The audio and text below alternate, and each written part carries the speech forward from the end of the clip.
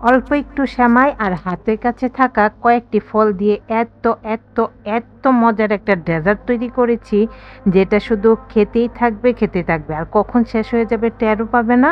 আর feel হবে কেন আরো বেশি করে করলাম না। সো তোমরা কিন্তু এই ভুলটা করবে না, অবশ্যই বেশি করে করবে। তাহলে চলো দেখতে থাকো আমি কিভাবে এই মজার ডেজার্টটি তৈরি করলাম। সেই জন্য দেখতে পেলে কিছু সেমাই নিয়ে নিয়েছি, আর আগে থেকেই প্যান বসিয়ে রেখেছিলাম, সেখানে দিয়ে দিলাম 1 চামচের মতো ঘি। ঘিটা গরম হয়ে গেলে তারপর এখানে সেমাইগুলো দিয়ে দিব, আর আমি এখানে লাচ্চা সেমাই নিয়েছি। সেমাইটা দিয়ে এবার খুব সুন্দর করে সেমাইটাকে ভেজে নিতে হবে। আর সেমাই ভাজার সময় অবশ্যই তোমরা একটু সাবধানে থাকবে, যে কারণ এই সেমাইটা কিন্তু খুব তাড়াতাড়ি লাল হয়ে যায়। তাই চুলার আঁচটা অবশ্যই অল্প আঁচে রেখে তারপর অনবরত নেড়েচেড়ে নিচেরগুলো উপরের দিকে আর উপরেরগুলো নিচের দিকে দিয়ে তারপর সুন্দর করে সেমাইটাকে ভেজে নিতে হবে। আর অবশ্যই সেমাইটাকে হালকা ব্রাউন করে ভেজে নিব। তোমরা দেখতেই পাচ্ছ যে আমি কেমন করে অনবরত নেড়েচেড়ে সেমাইটাকে হালকা ব্রাউন করে ভেজে নিয়েছি। বেশ সেমাই ভাজা হয়ে গেল। এবার এই সেমাইটা আমি একটা প্লেটে তুলে রাখবো, আর তারপর আরও কিছু প্রিপারেশন করে নেব। সেই জন্য এখানে নিয়েছি 2 চামচের মতো কাস্টার্ড পাউডার। আর এই কাস্টার্ড পাউডার চাইলে কিন্তু তোমরা ঘরেই তৈরি করে নিতে পারো, যেমনটা আমি করেছিলাম।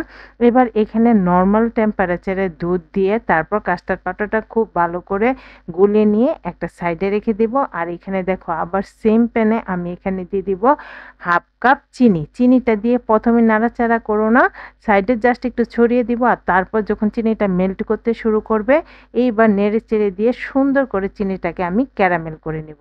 চিনিটা যেন পুড়ে না যায় সেদিকে কিন্তু খেয়াল রাখতে হবে। সবগুলো কাজ পারফেক্টভাবে করলেই কিন্তু এই ডেজার্টটা খেতে অসাধারণ লাগবে। তো দেখো আমার ক্যারামেল হয়ে গেছে, আর তারপর এখানে আগে থেকে জাল করে রাখা দুধ আমি দিয়ে দিলাম। দুধটা দেওয়ার সাথে সাথে দেখবে চিনির অংশটা অনেকটা শক্ত হয়ে যাবে, এতে করে ভয় পাওয়ার কোনোই কারণ নাই। যখনই আবারই তাপ লাগবে তখন সুন্দর করে চিনিটাও গলে যাবে। আর চিনিটা গলে গিয়ে সম্পূর্ণ দুধের সাথে খুব সুন্দর করে মিশে যাবে। তো দেখো আমি সবকিছু খুব ভালো করে ফুটিয়ে নিয়েছি, আর তারপর এখানে আবারও দিয়ে দিলাম চিনি। চিনিটা অবশ্যই কিন্তু তোমরা তোমাদের প্রয়োজন অনুযায়ী বাড়িয়ে বা কমিয়ে দিতে পারো। কেউ মিষ্টি বেশি পছন্দ করে, আবার কেউ কম। সবকিছু খুব ভালো করে ফুটে উঠবে যখন, আর অনেকটাই ঘন হয়ে যাবে, তখন এখানে দিয়ে দিব আগে থেকে তৈরি করে রাখা কাস্টার্ড পাউডার। আর এই কাস্টার্ড পাউডারটা দেখো আমি ঘরে তৈরি করে রেখেছিলাম, অর্ধেকটা কাস্টার্ড পাউডার দিয়ে দিলাম, দিয়ে সাথে সাথে নেড়ে চেড়ে মিশিয়ে দিতে হবে। নতুবা কিন্তু দলা পেকে যাবে, তখন আর ডেজার্টটা খেতে ভালো লাগবে না। আবারও বাকি হাফ দিয়ে দিলাম, দিয়ে আবারও নেড়ে চেড়ে সাথে সাথে নেড়ে চেড়ে মিশিয়ে দিতে হবে। আর এভাবে নেড়ে চেড়ে মিশানো 3 থেকে 4 মিনিটের মধ্যে দেখতে পাবে যে দুধটা অনেকটাই ঘন হয়ে যাবে। দেখতে পাচ্ছ আমি অনবরত নেড়ে চেড়ে দুধটাকে ঘন করে নিয়েছি। এভাবে সুন্দর করে ঘন করে জাল করে নিতে হবে।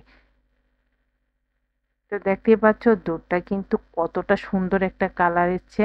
এরকমভাবে সুন্দর করে জাল করে নিবে। আর তারপর এখানে দেখো একটি মিক্সিং বলে আমি আগে থেকে যে সেমাইটা ভেজে রেখেছিলাম সেটা দিয়ে দিব। সেমাইটা দিয়ে তার উপর থেকে একদম গরম করে রাখা দুধটা চুলা থেকে নামিয়ে ঝটপট করে সেমাইয়ের উপর দিয়ে দিব। দিয়ে এবার সুন্দর করে চুলাটা দিয়ে নেড়ে চেড়ে সম্পূর্ণ সেমাইটার সাথে দুধটাকে মিশিয়ে নিব।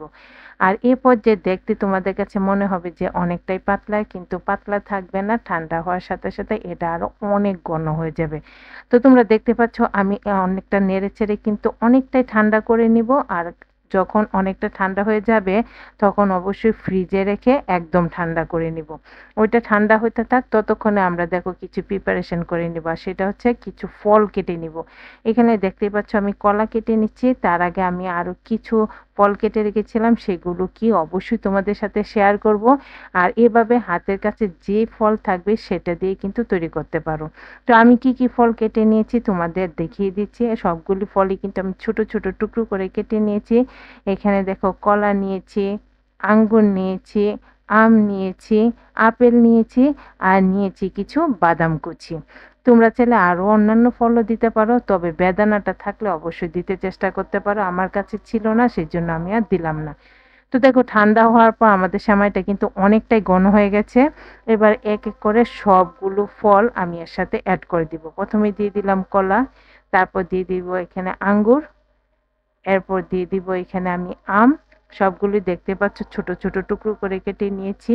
আমটা দিয়ে দিলাম, দিয়ে তারপর এখানে দিয়ে দিব আপেল।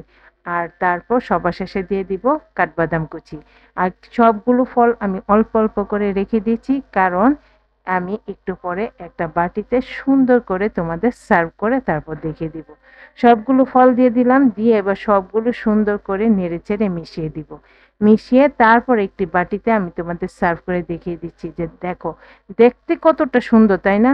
এটা দেখতে যতটা সুন্দর বন্ধুরা, আমি কথা দিচ্ছি খেতেও ঠিক ততটাই। এখনো দেখে আমার মনে হচ্ছিল যদি আরেকবার আমি এটা খেতে পেতাম। তৈরি করতে দেরি হবে কিন্তু শেষ করতে দেরি হবে না, এতটাই টেস্টি হয়। তো তোমাদের কাছে কেমন লাগলো রেসিপিটা কমেন্ট করে জানিও। ভালো লাগলে বেশি বেশি করে শেয়ার করে দিও। আমার চ্যানেলটাকে সাবস্ক্রাইব আর পেজটাকে ফলো করে দেওয়ার জন্য তোমাদের কাছে খুব বেশি অনুরোধ রইল। তাহলে দেখা হবে পরবর্তী নতুন কোনো ভিডিওতে। ততদিন পর্যন্ত সবাই ভালো থেকো।